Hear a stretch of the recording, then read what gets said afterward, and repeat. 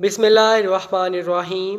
एक मर्तबा फ़िरऔन के सामने शैतान हाजिर हुआ और इसने फ़िरऔन से पूछा कि तुझे किसने खुदा बनाया है और तेरे अंदर ऐसा कौन सा कमाल है कि तू अपने आप को खुदा समझ बैठा। तो फ़िरऔन ने कहा कि मेरे पास बहुत बड़ी ताकत है, मेरे पास बहुत सा सोना, चांदी, हीरे जवाहरात हैं और मैं बहुत बड़े मुल्क का मालिक हूँ। शैतान ने पूछा, और क्या है तेरे पास?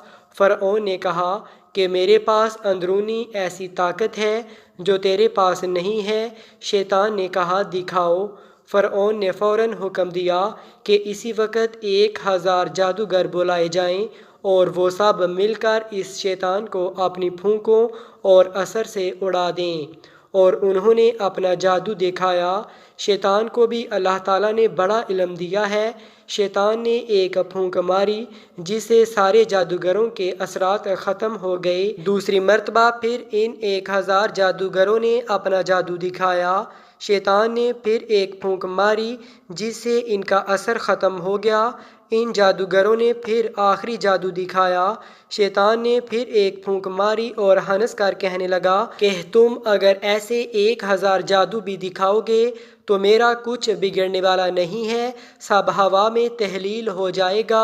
ए फ़िरऔन, याद रख, मुझे अल्लाह ताला ने ऐसी ऐसी चीज़ें अता फ़रमाई हैं, लेकिन फिर भी अल्लाह ताला ने मुझे अपना महबूब नहीं बनाया और मुझे अपना फरमाबरदार बंदा मानने से इनकार कर दिया, और तू खुदा का नाफरमान है, तू रब कैसे हो सकता है।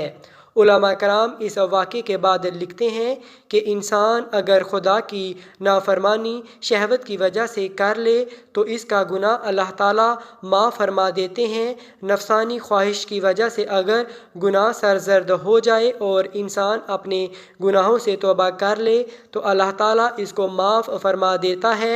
लेकिन अगर कोई तकब्बर और गरूर करे तो उसको तौबा की तौफीक नहीं देता, यानी तकब्बर और गरूर की वजह से तौबा जैसी नेमत से महरूम हो जाता है।